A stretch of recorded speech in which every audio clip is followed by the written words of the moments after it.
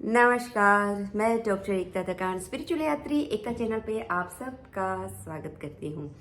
तो जैसे कि आप जानते हैं अभी हमारा न्यूमरोलॉजी का सीरीज चालू है। अगर आज आप ये पहला वीडियो देख रहे हैं तो प्लीज़ आप शुरू से देखिए। मेरा दावा है कि अगर आप शुरू से ये सीरीज में जुड़ेंगे, शुरू से सारे वीडियो स्टार्टिंग से देखेंगे तो एक एक करते करते स्टेप वाइज आप पूरा न्यूमरोलॉजी बहुत आसानी से सीख लेंगे। बहुत ही इजी वे से एक स्टेप वाइज मैंने ये न्यूमरोलॉजी की वीडियो बना रही हूँ। यस, मैं सॉरी बोलना चाहूँगी क्योंकि बीच बीच में काफ़ी दिन हो जाते हैं वीडियो नहीं अपलोड कर पाती हूँ कुछ बिज़ी रहने की वजह से, तो इसके लिए मैं अवश्य माफ़ी मांगती हूँ। तो क्या है कि अभी हम कार्मिक रिलेशन के बारे में बात करें। यहाँ पे हम आ गए हैं मंथ के ऊपर। तो हमारा जो डेट ऑफ बर्थ में मंथ होता है वो दर्शाता है हमारे ब्लड कार्मिक रिलेशन। तो चलिए, हमने बात कर ली है लास्ट अक्टूबर तक। आज हम बात करेंगे नवंबर के बारे में। नवंबर मंथ में क्या होता है कि ये होता है कि 11 नंबर के लोग जो होते हैं उनका कार्मिक चैलेंज रहता है अपने भाई बहनों के साथ में। इनका एक मेजर ये इश्यू देखा गया है 11 नवंबर में बॉर्न हुए लोगों का, कि भाई बहनों के साथ में एक बहुत ही बड़ा चैलेंज रहता है। तो किस बात के लिए? ज़्यादातर प्रॉपर्टी के झगड़े रहते हैं, कानूनी कार्यवाही, कोर्ट कचहरियों में जाना, ये सब ये पूरा ये जो नवंबर मंथ बॉर्न लोग हैं उनके बारे में स्टडी किया गया हुआ है कि 11 में जो बॉर्न हुए हैं उन लोगों को ज़्यादा ये फेस करना पड़ता है क्योंकि वो खुद ये चैलेंज लेते हैं। उनके साथ में ऐसा नहीं है कि दूसरे आके कुछ करते, लेकिन भाई बहन अगर सारे अच्छे से रहेंगे और वो बीच में कुछ न कुछ ऐसा इश्यू खड़ा कर देंगे कि कोर्ट कचहरी में, और सीधा मुंह पे बोल देंगे कि अब हम कुछ सुनना ही नहीं चाहेंगे, अब हम कचहरी में मिलेंगे। तो ये एक बड़ा चैलेंज रहता है। सिस्टर लोग जो होते हैं वो थोड़े डोमिनेटिंग भी रहते हैं। भाइयों के प्रॉपर्टी के झगड़े ज़्यादा मिलेंगे इन लोगों में। जैसे मैंने बताया कि गुस्सा भी एक कारण है इन लोगों में। गुस्सा कंट्रोल करने का एक नहीं है कि अपने गुस्से को काबू में रखेंगे। मैंने जैसे बताया ना कि पहले ही बोल देंगे कि हम कोर्ट कचहरी में मिलेंगे। इन लोगों का अगर डेट ऑफ बर्थ में अगर 1, 10 या 28 आगे आ जाता है डेट ऑफ बर्थ में, नवंबर बोर्न वालों का डेट ऑफ बर्थ अगर 1, 10 या 18 आ जाता है तो क्या होता है कि ऐसे लोग ज़्यादा ही गुस्सा करते हैं और ज़्यादा कोर्ट कचहरी में दिखते हैं। तो भाई बहनों के साथ में एक, जैसे हमने अक्टूबर मंथ वाले में बताया था कि वो रिश्ता जोड़ने में मानते हैं, तो यहाँ पे थोड़ा हम बोल सकते हैं कि ये इतना रिश्ते को टिकाने नहीं पाते हैं। अगर प्रॉपर्टी की या कुछ बात आ जाए तब, वैसे कुछ नहीं होता। यहाँ प्रॉपर्टी के मामले में इन लोगों का ये होता है कि जायदाद के बारे में अगर कुछ भी मिल्कियत की बात होती है, यहाँ पे ये अपनी सूझबूझ को खो देते हैं। वैसे वो समझदार और सुलझे हुए भी होते हैं क्योंकि वो ना खुद के अंदर मनोमंथन करते रहते, खुद के अंदर मंथन बहुत करते रहते। सेल्फ जो होता है वो सोचना, चिंतन मनन करना, ये वो खुद के अंदर मंथन करते रहते। तो वो उन लोगों का एक आदत बन गया होता है कि वो उन लोगों का ना दूसरों में फॉल्ट, कमियां देखने की बड़ी आदत हो गई होती। इसीलिए वो समझदार और सुलझे हुए तो होते हैं, इसीलिए वो दूसरों में ज़्यादा कमियां ढूंढने लगते हैं। तो क्या होता है कि ये थोड़े रिश्तों में इश्यूज खड़े कर देते हैं। वैसे एजुकेशन में देखा जाए तो ये लोग थोड़े ओके होते हैं, एजुकेशन अच्छा होता है इन लोगों का। ये लोग ज़्यादा ही कुछ कानून को फॉलो करने वाले लोग हैं, ज़्यादा ही ये लोग कानून की, मतलब कानून के इर्द गिर्द ज़्यादा लोग ये दिखेंगे कि पंचायतें हैं, बड़े बड़े लोगों से, पॉलिटिशियंस, बड़े बड़े लोगों से रिश्ते रखना, ये सारा जो कानून का जो मामला होता है वहाँ पे ये लोग थोड़ी ज़्यादा उनका बैठना आना जाना रहता है। तो अगर आगे 1 है और बीच में 11, तो ऐसे लोग जो होते हैं, जैसे मैंने पहले बताया कि प्रॉपर्टी के झगड़े में ज़्यादा ही पड़ेंगे। और एक क्वेश्चन उठता है कि अगर दोनों भाई 11 नंबर के हुए तो ये दोनों भाई एक दूसरे के ऊपर डोमिनेट नहीं होंगे, क्योंकि दोनों ही कोर्ट कचहरी के उलझाने वाले रहेंगे। तो ये दोनों एक दूसरे के ऊपर डोमिनेटिंग नहीं होंगे, लेकिन समझदारी से थोड़ा यहाँ पे वो दोनों ही समझदारी से काम लेंगे।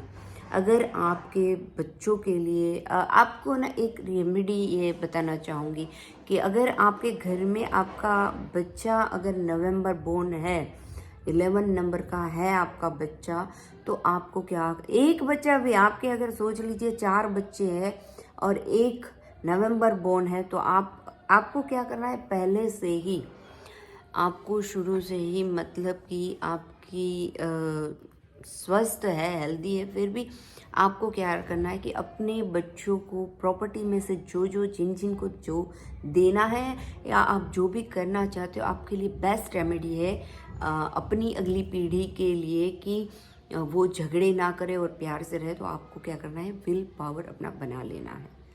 अच्छे से आपको सोच समझ के, सबको बिठा के, समझा के, पहले से ही अगर आप प्रिपेयर रहेंगे तो क्या होता है कि हमारे लिए ये रेमेडीज़ हो जाएंगी, यहाँ पे आप थोड़े सेफ हो जाएंगे। तो आपको ये एडवांस रेमेडी बता रही हूँ कि आप ये करिए। एक दूसरा है कि अगर आपका बच्चा नवंबर बोर्न है तो आपको एक करना है, एक चांदी का लॉकेट आता है जिसमें ना सूर्य होता है, लेकिन एक सूर्य नहीं होता, एक पूरा सूर्य होता है सन, और दूसरा आधा सन होता है।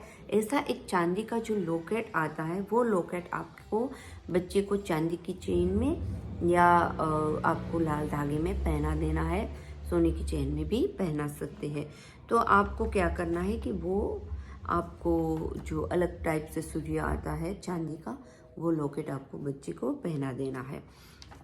यहाँ पे अगर दोनों बहनें भी हो सकती है झगड़े में, तो वो एक दूसरे पे इतना डोमिनेट नहीं करेगी और थोड़ा ध्यान रखेगी। तो ये है कि बहनें भी, अगर आपकी 2 बच्चियाँ हैं और एक बच्ची नवंबर बोर्न है, तो भी आपको ये एडवांस रेमेडी कर लेना है, क्योंकि वो थोड़े इश्यूज करे उससे अच्छा है, बेटर है देन कि हम पहले से ही एडवांस चले। हस्बैंड और वाइफ की बात करें तो अगर वाइफ का नवंबर हो तो फैमिली से अपना हिस्सा लेने के बारे में हस्बैंड को बार टॉर्चर करते रहेंगे वाइफ। और अगर हस्बैंड का नंबर नवंबर में आता है तो वो क्या करेंगे कि वो खुद ही बात को सुलझा लेंगे। वो किसी के सपोर्ट की राह नहीं देखेंगे, लेकिन खुद ही प्रॉपर्टी की मांग कर लेंगे या खुद ही प्रॉपर्टी के लिए जो भी कोर्ट कचहरी जो भी करना पड़ता है, लगता है वो करेंगे।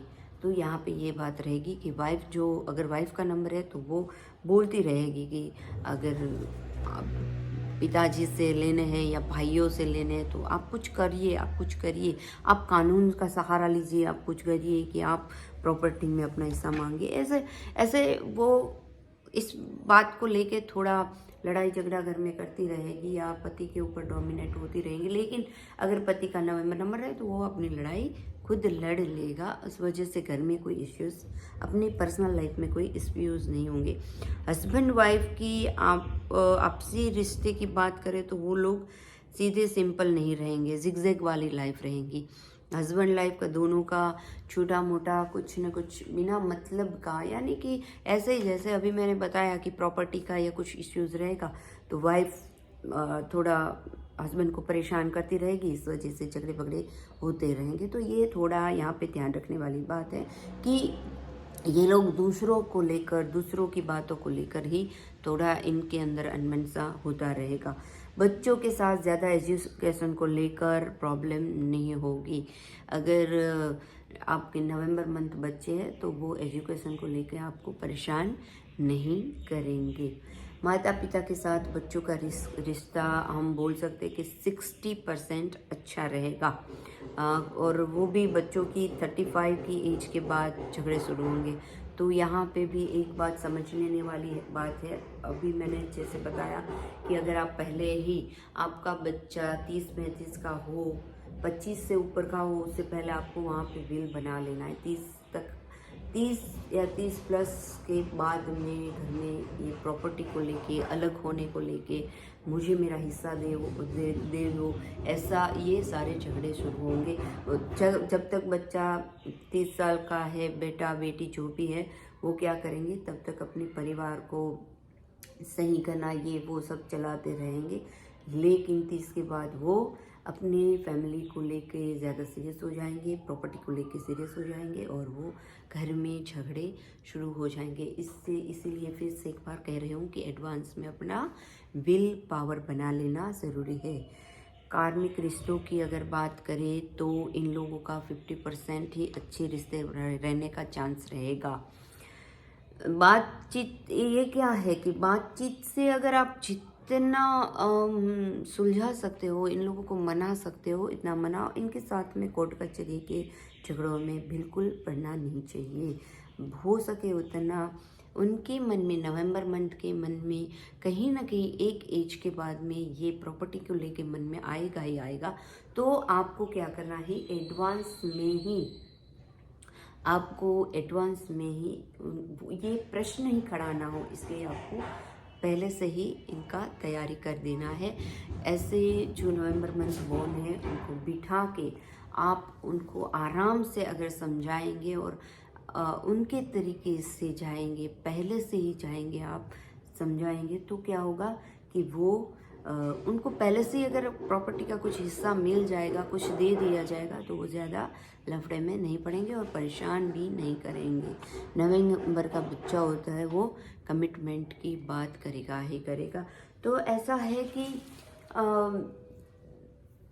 नवंबर मंथ वाले जो है, उनको ज़्यादा से ज़्यादा उनको हम बोल सकते हैं कि लैंड की तरफ ज़्यादा उनका इंटरेस्ट रहता है, ज़मीन की तरफ।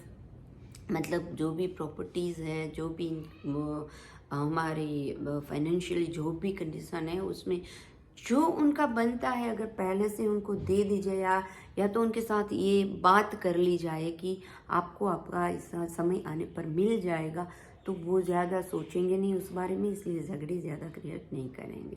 तो ये था नवंबर बोर्न वालों के बारे में।